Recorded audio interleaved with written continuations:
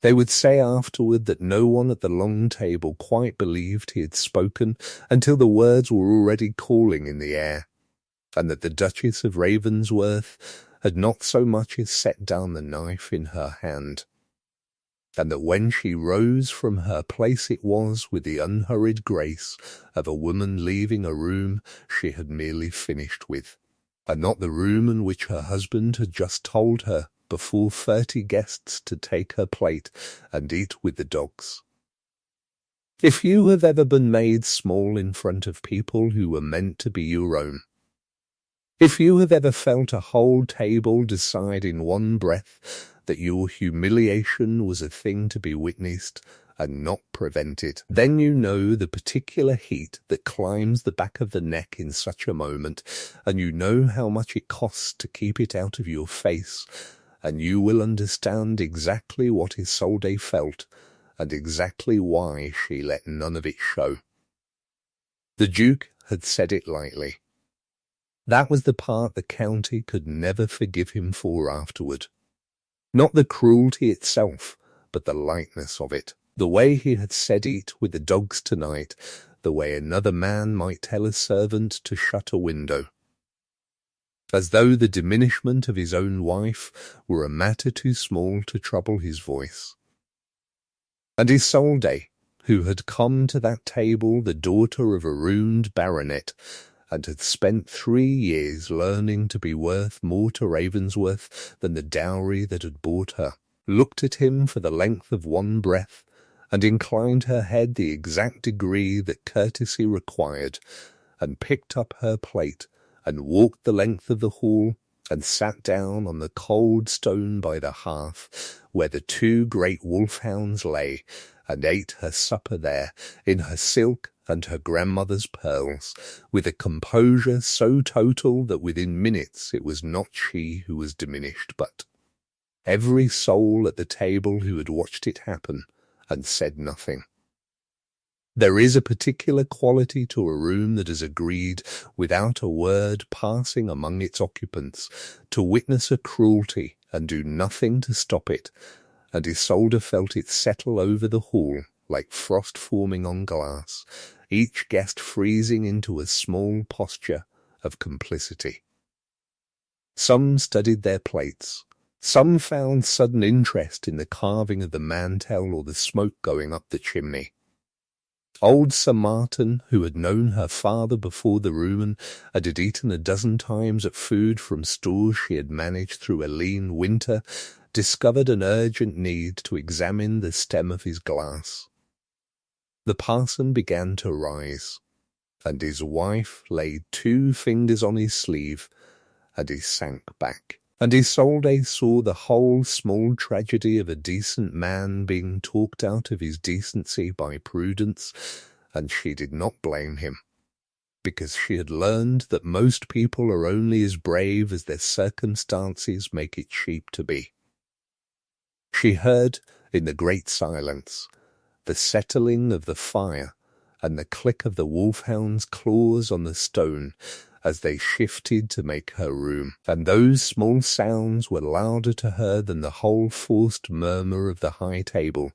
and she understood that she had already, in the walking of that floor, become the only person in the hall with nothing to be ashamed of. The dogs, at least, were glad of her.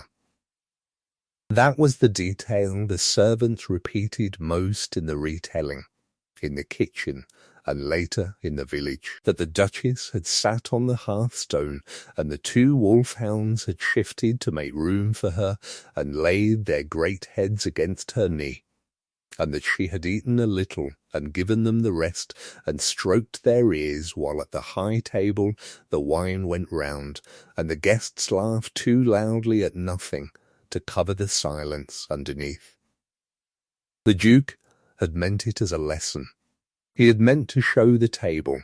and one guest in particular, that a Duke of Ravensworth was master in his own hall, and that a wife who had begun to forget her origins could be reminded of them with a word. But cruelty performed for an audience has a way of turning in the hand of the one who wields it. Because an audience will forgive a great many things, but it will not forgive being made complicit in a shabbiness. And by the time the dogs had laid their heads on Isolde's knee, there was not a guest at that table who did not feel the shabbiness had somehow become their own. The one guest for whom the lesson had been staged, a Lady Corvain who sat at the Duke's right hand in the place that should have been his wife's, smiled through it because she had wanted exactly this, and did not understand, being a person who had never once been humbled, that she had just watched her rival win. Rowan Ashby, 7th Duke of Ravensworth, was not born cruel, and Isolde knew it better than anyone, which was the hardest part of what came after. He had been born the second son, which in a great house is a kind of exile in your own home, raised in the shadow of a brother who was everything the line required, and reminded of it daily by a father who did not trouble to hide his preference. When the brother died young of a fall in the hunting field, Rowan inherited a title he had been taught his whole life he was unworthy of, and he had spent the years since trying to be equal to a role he had never been prepared for by being harder than the role required. Because a man who fears he is not enough will often mistake coldness for strength and contempt for authority. He had married Isolde because his estate needed the alliance her name still carried despite her father's ruin, and because a duke must marry, and he had told himself it was a matter of duty and would stay one. That he had come in the 2nd and 3rd years to depend on her more than he depended on any man in his employ, that the estate ran better and the tenants were happier and the house was warmer for her being in it, that he had begun to find the evenings long when she was away, these were facts he had noticed and then refused to examine. Because to examine them would have been to admit that he needed something, and he had been taught that need was the crack through which everything is lost. Lady Corvain had found that crack the way water finds a flaw in stone. She was the widow of a man who had left her more spite than money, and she had come into the county with a single clear intention, which was to make herself the next Duchess of Ravensworth by making the present one intolerable to her husband, and she had understood at once that the way to do it was not to compete with Isolde's beauty,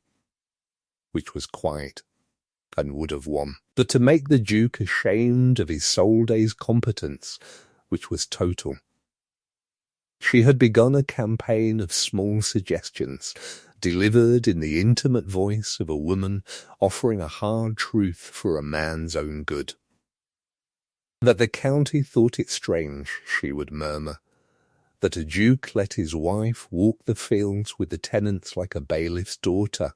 that there was something unbecoming, was there not, in a duchess who knew the price of a load of hay? That a great man's dignity required a wife who adorned his table rather than managed it, and that Isolde, for all her virtues, had never quite lost the smell of her father's ruin.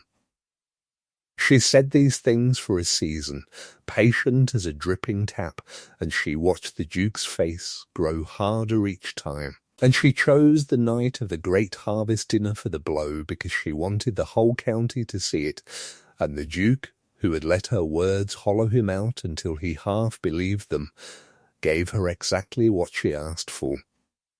So when he said the words, Isolde understood all of it in the space of that single breath.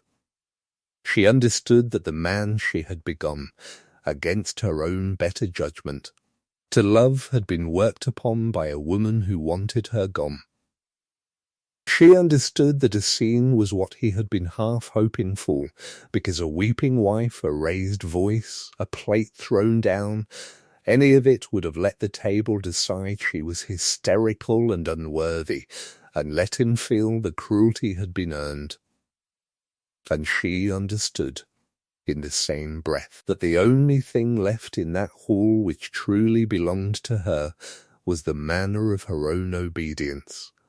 and that if she made it perfect, she could turn his weapon in his hand. So she obeyed. She obeyed so completely, so gracefully, with such an absolute absence of the resentment he had counted on to justify himself, that the obedience stopped being a defeat somewhere on the walk to the hearth and became, by the time she reached the dogs, the most dignified thing anyone in that room had ever seen. She did not cry. She did not look back at him. She sat on the cold stone and made the beasts her companions, and let the whole high table stew in what it had permitted, and she resolved, somewhere in the eating of that supper on the floor, that she would leave, and that she would take with her, quietly and completely, every single thing that had made his house bearable, and that she would let him discover, in her absence, the exact size of what he had thrown to the dogs. It is worth setting down plainly what she had been, because the whole meaning of that night turns upon it, and because the county that watched her eat on the floor had never once troubled to learn it. Isolde had been born to a baronet's house in the years before it fell, and she had watched it fall, which is a different education from being born to ruin outright, because she had seen from the inside how a great name comes apart, how debts are hidden and then cannot be hidden, how creditors who bowed one season came the next with the law behind them, how a proud father can be reduced to a frightened one over the course of 3 bad harvests and a bad investment. She had been 15 when the worst of it came, and while her father shut himself in his library and her mother took to her bed, it was Isolde who had sat with the man of business and learned, in a single hard winter, everything her father had never thought to teach a daughter, because there was no one else to learn it. She had discovered in herself a turn of mind that the disaster had woken, a clarity with figures and a coldness in a crisis that let her see plainly what everyone around her was too frightened to see.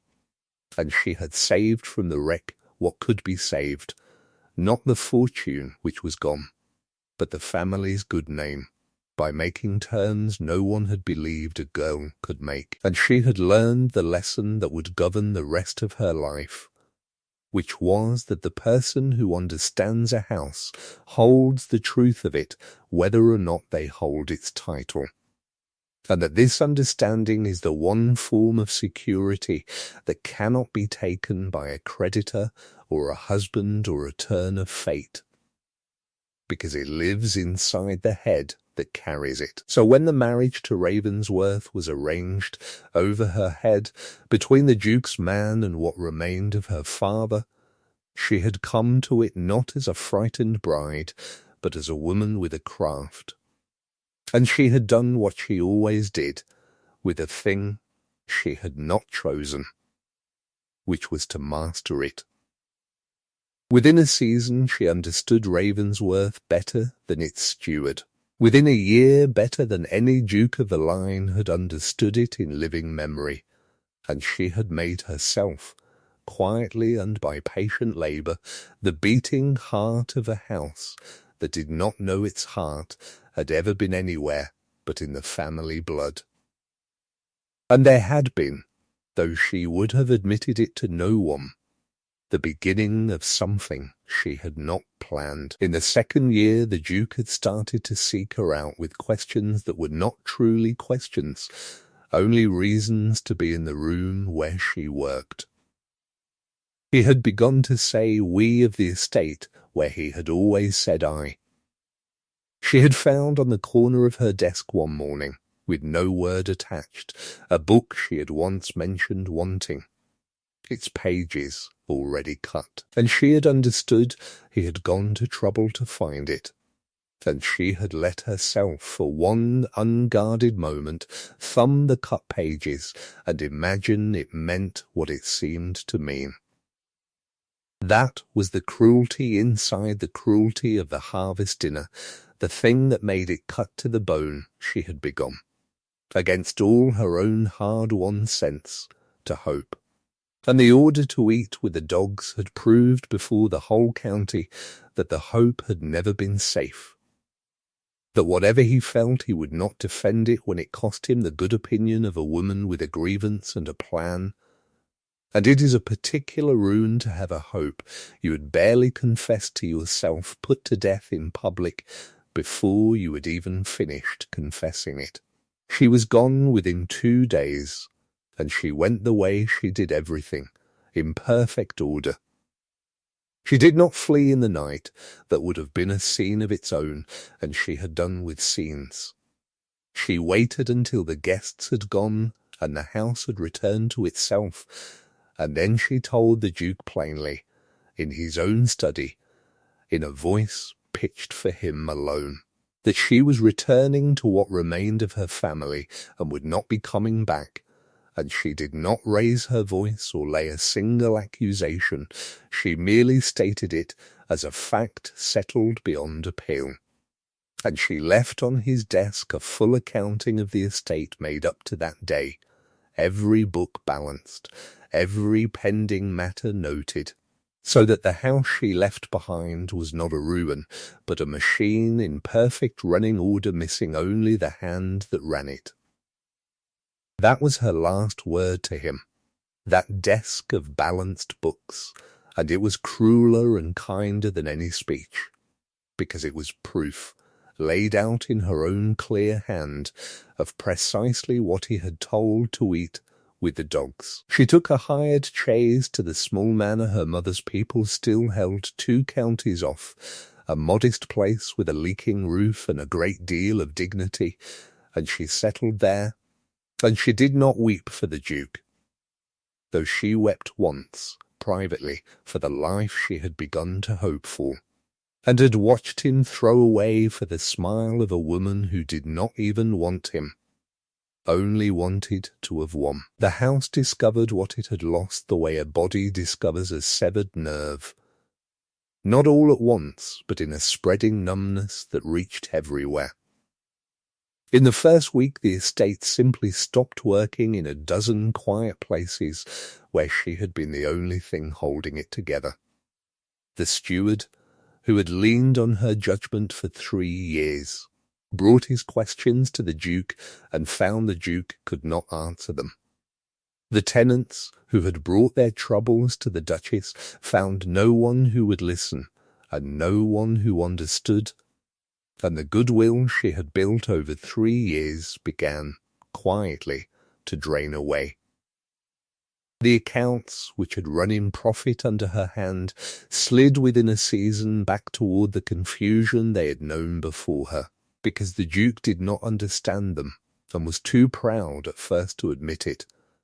And the house itself grew cold, not in temperature, but in the way a house is warm or cold, according to whether the person at its heart has made it a home. And Ravensworth, which had begun under a Isolde to feel like a place people were glad to enter, went back to feeling like what it had always been before her, a great stone monument to a family's fear of showing that it wanted anything. The house went quiet without her in a way that had nothing to do with sound, because Ravensworth had never been a loud house. It went quiet the way a mill goes still when the water is turned aside, everything upright and nothing moving. In the first week the estate stopped working in a dozen small places where she had stood between the house and disorder without anyone marking that she stood there. A dispute over grazing rights that she had held in balance for 2 years by a correspondence so deft that both parties believed she favoured them flared, within a fortnight of her going, into the kind of quarrel that ends before a magistrate. A widow in one of the cottages, whose rent Isolde had quietly forgiven in a hard month, and whose loyalty had been worth more than the rent ever after, came to the house about her leaking roof and found no one who knew she had ever been promised anything. The medicines in the still room, each labelled in the Duchess's clear hand, ran out and were not replaced, and Descartes' child, who might have been dosed and mended, was not, and word of it went round the tenants the way such words do. And something that had taken Isolde 3 years to build began, in a month, to come apart. The Duke felt her absence first as an inconvenience, and then slowly as a wound. He went looking, one grey afternoon, for a paper he needed, and he found himself in the estate office where she had worked, and he stood among her ledgers and her careful labels and her patient order, and he began to understand, entry by entry, what she had done for 3 years while he had let a widow with a grievance teach him to despise it. He found, in the margin of a rent book, a note in her hand about a tenant family fallen on hard times. A small dry sentence recommending forbearance not as charity but as sense. And he found beside it a figure showing that the forbearance had been repaid 3-fold when the family recovered. And he understood that she had been not only kinder than him, but wiser, and that the kindness and the wisdom had been the same thing, and that he had never once had the sense to see it. He went on through her books, the way a man walks through the rooms of a house that has burned, touching the shapes of things he had never valued while he had them. He found the tenancy register in which she had noted, beside each family, not merely what they owed, but what they were owed, the promise made about a will, the allowance agreed for a bad year, the small human debts a great house incurs and forgets, and thereby loses the love of the people it depends upon. He found the accounts of the home farm showing the first steady profit the land had turned in 3 generations, and he understood at last that the ease he had taken for the natural condition of a great estate had been all along the daily labour of the woman he had told to eat on the floor. He found, folded into the back of a ledger, a sheet on which she had begun to sketch a plan for draining a stretch of sour ground that had lain useless since his grandfather's time. The calculations careful and complete, the thing needing only his signature and his money to be done, and beside it a note in her hand that she would raise it with him when he was in a humour to listen, and he sat with that small patient sentence a long time, because it told him everything about how she had learned to manage not only his estate, but him, waiting for his moods, choosing her moment, doing the work of 2 people, and letting him believe he was the one who ruled. He sat in that office a long time. He was not a stupid man. That had never been his failing. His failing had always been fear, dressed up as pride, and it was fear he sat with now, the particular fear of a man who has just understood the size of what he has destroyed. He spent the nights of that first fortnight doing the thing that guilty people do when the house is dark and there is no one left to perform for, which is to argue their own case to themselves and lose it, again and again, in every shape they can give it. He tried the old defences first, the ones Lady Corvain had fitted him with, that a great house has a dignity to keep, that a duchess who walked the fields with tenants made him ridiculous, that he had done no more than a man of his rank was entitled to do. But the defences had held only while Isolde was present, to be blamed for making them necessary, and with her gone they came apart in his hands like rope gone rotten, and he was left holding the bare fact, which was that he had taken the most capable, most self-possessed, least demanding person ever to enter his house. A woman who had asked him for nothing and given him everything, and had staged her degradation before the whole county to please a woman who had never given him anything but the flattering lie that he deserved better. He made himself say it in exactly those words, in the dark, until he could say the whole of it without turning his face from it,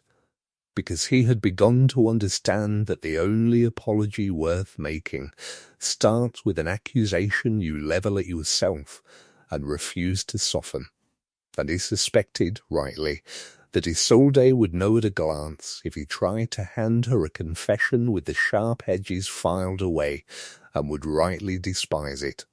His grandmother came within the fortnight, the old Dowager Duchess, who was near 90 and had outlived a husband, a son, and every illusion, and who came into the cold study where the Duke had taken to sitting, and looked at her grandson with the flat measuring look he remembered from boyhood. The one that meant she was deciding whether he was worth the truth. Then she gave it to him without mercy. She told him he was a coward, a word no one had used to a Duke of Ravensworth in his hearing, and she told him he had taken the one thing of worth his frightened, foolish line had blundered into in 2 generations, and thrown it to the dogs to please a woman who would drop him the moment there was nothing left to take. She told him she had watched his father destroy himself the same way, mistaking hardness for strength until he died rich and unloved and unmourned by anyone who was not paid to mourn him, and that she had prayed her grandson would be spared the family disease, and had watched him instead perfect it. "Do you know what that girl did for you?" she said, and did not wait to be answered. "She made this house a place a man could live in. And you told her to eat off the floor." He did not defend himself, because there was no defence, and the silence in which he took it was the first honest thing he had done in a year. The child said the thing the old woman could not. There was a boy in the house, a nephew of Isolde, who had been placed at Ravensworth when his own parents died. A grave, watchful child of 9, named Tobias, who had attached himself to the Duchess with the fierce, quiet loyalty of a child who has learned that affection is not to be assumed. He had stopped speaking almost entirely since she left, and the Duke, who had never known what to do with the boy, but had come, without noticing, to be fond of him, found him one evening sitting on the cold hearthstone by the fire, in the exact place the Duchess had been made to sit, with one of the wolfhound's heads on his knee, saying nothing. The Duke sat down beside him on the stone, a Duke on the floor of his own hall, because he did not know what else to do, and after a long while the boy asked him, without looking up, whether the Duchess had gone because of something the boy had done. And the Duke said no, never think that. And the boy said, "Then it was you," and it was not a question, and the Duke found he could not answer it, and the boy nodded slowly as though a suspicion about the world had been confirmed, and that nod undid him more thoroughly than the grandmother's fury, because fury can be argued with, but a child's quiet reckoning cannot. He did not go after her at once, and it was not further coldness, but the beginning of something better, because he had understood at last that a man who has thrown a woman to the dogs cannot buy her back with pretty words, and that whatever he did now had to cost him, or it was worth nothing. He learned that she had gone to her mother's people, and he learned that she was living plainly and managing that small poor estate the way she had managed his great one, turning its leaking roof and its debts into order by the same patient competence he had once told a table was beneath the Duchess, and the knowledge that she was doing for a modest manor what she had done for Ravensworth, and doing it gladly, without him, nearly finished him. But he did not ride after her. He set himself instead to the slow, unglamorous work of becoming a man who might deserve her, and the first act of it was the one that had to be done in public, before witnesses, at the cost of the very pride he had committed the crime to protect. Lady Corvain had not left. She had, in fact, established herself more firmly than ever, having decided that the position of Duchess was now merely vacant and awaiting the inevitable, and she moved through the county with the confidence of a woman collecting on a debt she considered already owed. She had misread him, though, as such women always misread the man they hollow out, because she had studied the frightened man and had not allowed for the possibility that the frightened man might one day stop being afraid.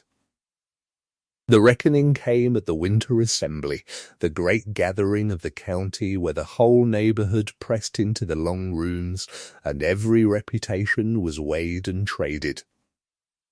Lady Corvain came expecting to stand at the Duke's side and be seen there, and she made, early in the evening, one of her small elegant cruelties, a remark to a circle of ladies about the relief of a great house, restored to proper dignity now that it was no longer managed like a merchant's counting house by a baronet's ruined daughter. And she pitched it, deliberately, to reach the Duke as he approached, because she wanted him to hear her make his own case and be grateful. He heard her. And Rowan Ashby, who had spent a lifetime learning that the safest thing in any room was to say the cold expected thing, said instead the plain true thing, and it took more courage than any of his soldiering ancestors had ever been asked for. He said, in a voice that carried because he did not trouble to lower it, that his wife had managed his house better than any steward his family had ever employed, that the profit of his land and the contentment of his tenants and the warmth of his hall had been her doing and not his, and that he had been fool enough to let a woman who had never managed anything but her own grievances persuade him. There was shame in it. He said the shame in the whole business was his and his alone, that he had humiliated the best person ever to enter his house to please the worst, and that he would carry the disgrace of it for the rest of his life and count it justly earned. He said it looking directly at Lady Corvain, so that no one could mistake his meaning. And then he said the sentence that ended her in the county, which was that she was not welcome at Ravensworth, nor at any table where he had the ordering of the guests, and that he would be obliged if she understood him. It was not chivalry, and he was careful even then that it should not look like it, because he had begun to understand that Isolde would want no rescue, and needed none. He framed it as fact, as the correction of an error, because that was the only frame she would ever accept, and she was not in the room, and he knew she was not, and he said it into a room that would carry it to her, because the apology had to be made where the injury had been made, whether or not the injured stood to hear it. Lady Corvain did not take her defeat quietly,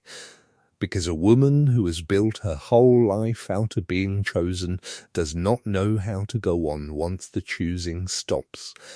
and she made, in the weeks after the assembly, one last play of the kind that had always served her. She let it be understood, through the soft channels she commanded, that the Duke was a man unbalanced by the desertion of a scheming wife, that the baronet's daughter had bound him with her clever accounts and then abandoned him from spite, and that a woman of true breeding might yet be wanted to steady a great house through its distress. It was cleverly done, as her cruelties always were, because it took the truth and turned it precisely 1 degree so that everything true in it pointed the wrong way. But she had made the error the clever so often make, which is to assume the world weighs things as she did, and she had not reckoned with the plain memory of the county, which had sat at that harvest table and knew exactly who had been sent to the floor, and who had smiled to see it. Nor had she reckoned with the old dowager, who heard the tale going round and set herself to killing it with a relish of a woman near 90, who has waited her whole life for a fight she cannot lose. The grandmother called on every house that mattered within the fortnight, and in each drawing-room she said the same devastating thing, which was that she had known Lady Corvain since the woman was a girl, and had never in all her long years met a creature so gifted at being loved and so wholly unable to love, and that any house which took her in for steadying might as well hire a fox to steady the hen-house. She said it smiling, over tea, as though sharing a receipt for preserves, and it went through the county like a scythe through standing corn, because the truth spoken by an old woman with nothing left to lose cannot be answered.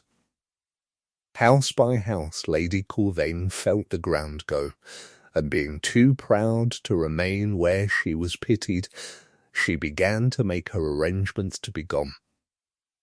The county carried it as he had known it would, and it reached her within the week, brought by 3 separate correspondents, each certain they were the first. Isolde read it at the worn desk of her mother's manor, with her face very still, and then she set it aside and finished the letter she had been writing to a tenant, because a task half done is a small disorder, and she did not leave those either.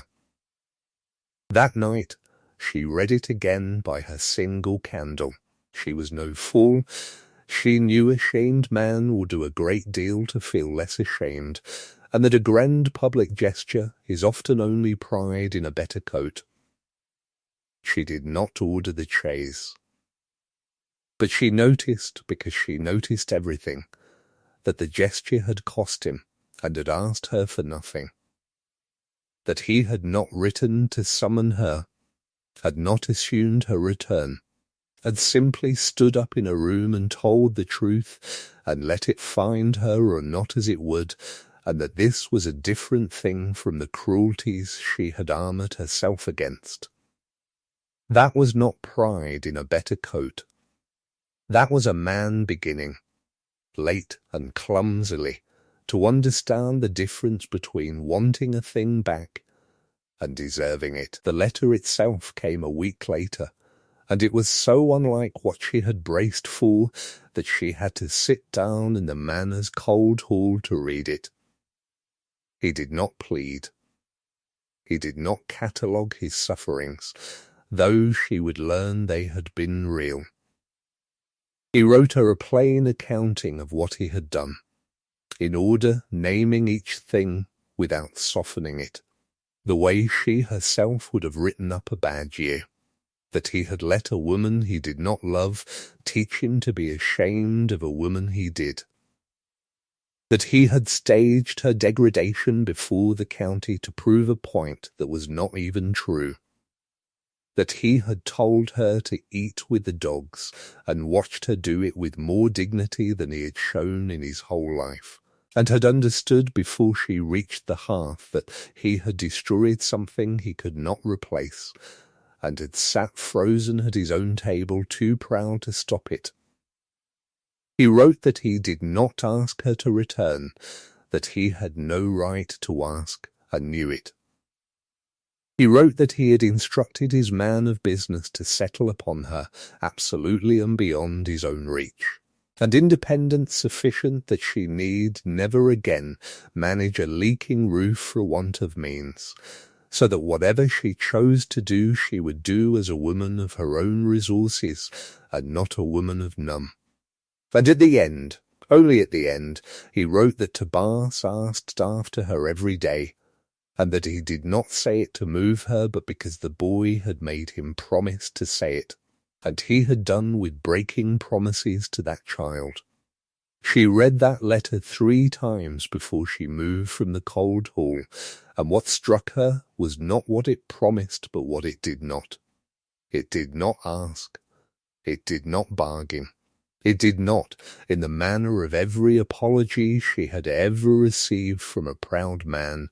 contrive to make her responsible for accepting it. He had set out his own guilt like a column of figures, and drawn the line and given her the total, and asked her for nothing. And he had, in the settling of an independence upon her beyond his own reach, done the one thing that proved he understood the injury, because he had made it possible for her never to need him again, and had done it before asking whether she would come. A man who wanted only to feel forgiven would have kept her dependent and called it devotion. A man who had understood what he had broken freed her first, and left the choosing wholly to her, and it was that, more than any tenderness, that made her fold the letter and sit a long while with her hands in her lap, because it is a strange and disarming thing to be handed, by the person who wronged you, the full power to refuse him. She came back, but not for him, and not the way anyone imagined. She came for the boy, she told herself on the road, and it was half true, and the other half she was not yet ready to speak. She sent no word ahead. She arrived at Ravensworth on an ordinary afternoon, and went not to the great door, but to the estate office by the side, way she had always used. And she found her books there, and she found that he had tried in her absence to keep them, and had made an honest wreck of it. Columns that would not add, a payment entered twice, and tucked among them, a note in his own hand admitting he did not understand the tenancies, and had left the matter for someone wiser than himself. And on the hearthstone in the hall, when she looked, was Tobias, with a wolfhound's head on his knee. And he looked up, and did not shout or run, but went very still, as though a wish he had stopped permitting himself had walked in the door, and then said, in a small, careful voice, that he had kept her place by the fire warm. She crossed the hall and knelt down on the cold stone, and gathered the boy in, and stayed there a long while, and that was the homecoming, and the floor by the hearth where she had once been sent in disgrace, a woman and a child and 2 great dogs, and no Duke in it at all, because the Duke had the sense, this once, to stay away and let her come home to the thing she had truly missed. And there was a rightness in it that was not lost on her even in the moment, that she had returned to the very hearthstone that had been meant to shame her, and had found it warm and waiting and hers, so that the place of her greatest humiliation became, by the simple fact of the child keeping it for her, the place of her homecoming. And she understood, kneeling there, that this was how a person truly answers a cruelty, not by overturning it, but by outlasting it, by living so steadily and so well that the very stone chosen for your degradation is worn smooth into the seat you are welcomed back to. She did not send for the Duke, and he did not come, and the 2 of them let the first hour of her return belong entirely to the boy. And when at last she rose and went to find her husband, it was on her own feet and in her own time. And she found him in the estate office among the wreck of the books he had failed to keep. And he stood when she entered, and neither of them reached for the other, because too much stood between them yet to be crossed in an evening. And both of them knew it, and the knowing was itself the first honest ground they had stood on together in a year. They did not fall back into what they had been, and she made certain of it,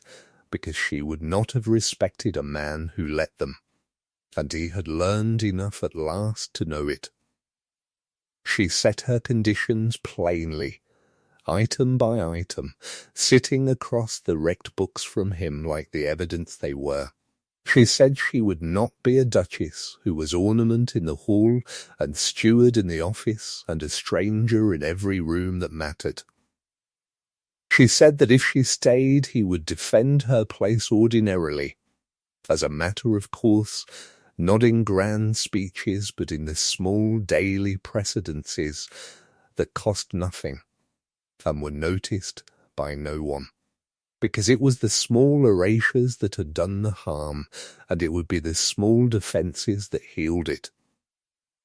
She said she wanted not his gratitude, which curdles, but his habit, which holds. She said she would never again be sent from her own table, and he said, and it was the truest thing he had ever said to her, that he would spend the rest of his life making certain the county forgot he had ever done it. And she said the county was not the point. She had not gone because the county saw, she had gone because he had let them. And he took that in,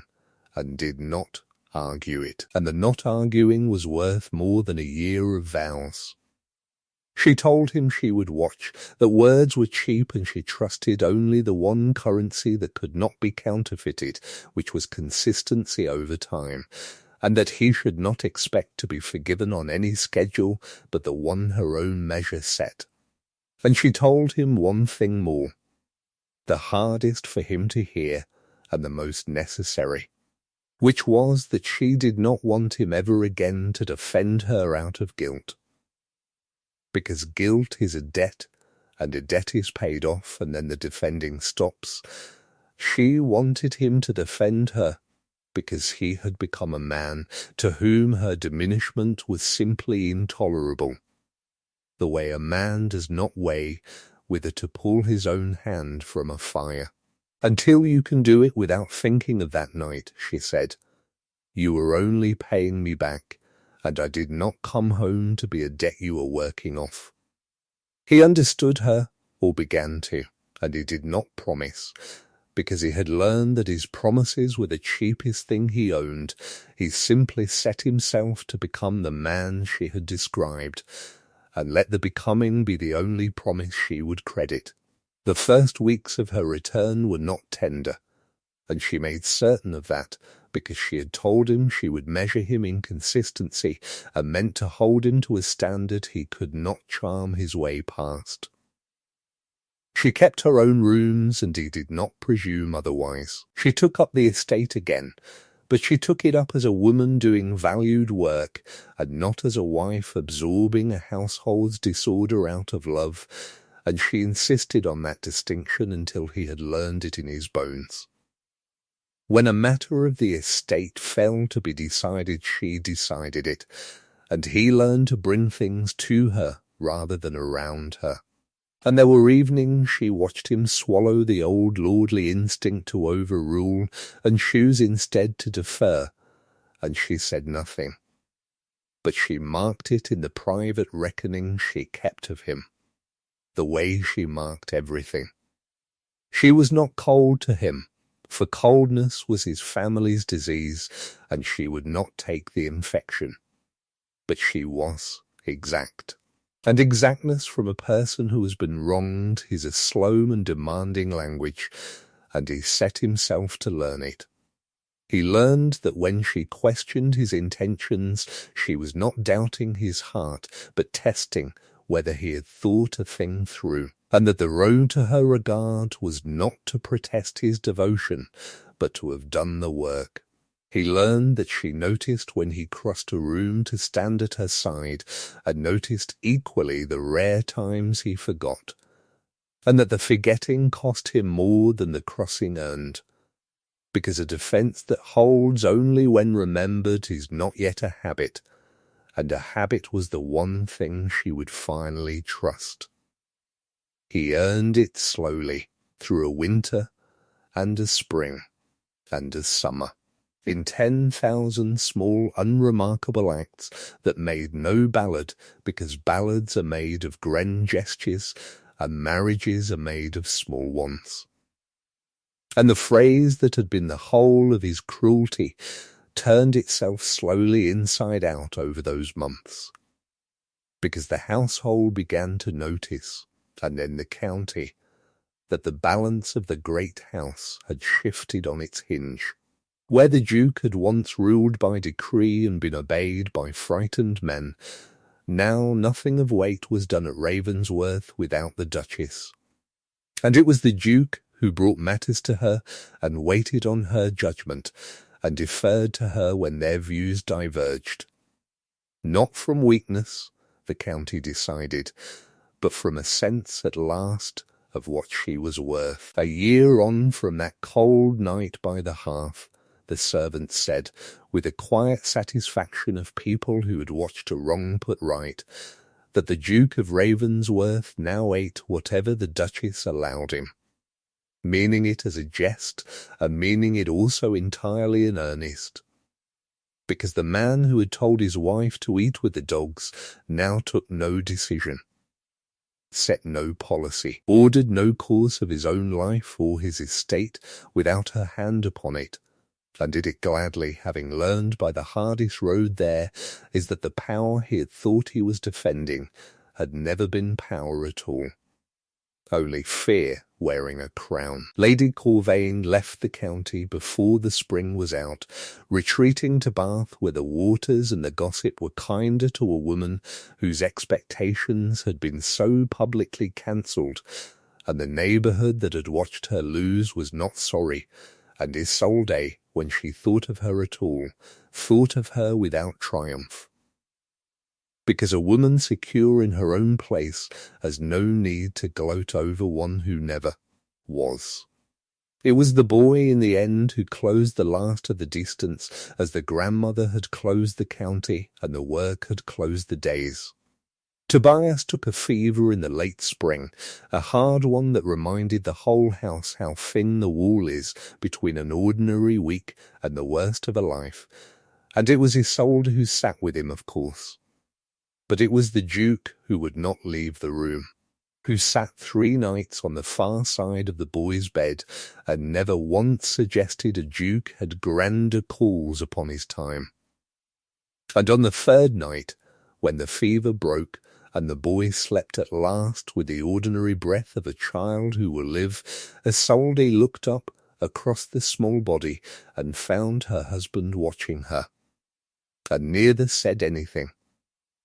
because the 3 nights had said it all. And Tobias, waking toward morning,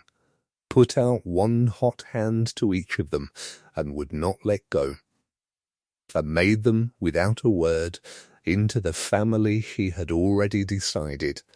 they were going to be. And a daughter was born to Ravensworth the following winter. And the county remarked that the Duke, who had once sent his wife to the hearth to eat with the hounds, was seen to walk the long gallery every dawn with his newborn girl against his shoulder, so that his Duchess might sleep, careful of the child's head at every turning, and that he did it every morning that followed, and that the household set its clock by it, the Duke walking the gallery in the grey light with his daughter against his shoulder while the Duchess slept. A man who had learned by the hardest road there is that the whole worth of a great house is measured by how it treats the one person in it who serves it most and asks of it least, and who had come at last, and gladly, to spend the small hours of his mornings serving the 2 people he had once thought a man of his rank need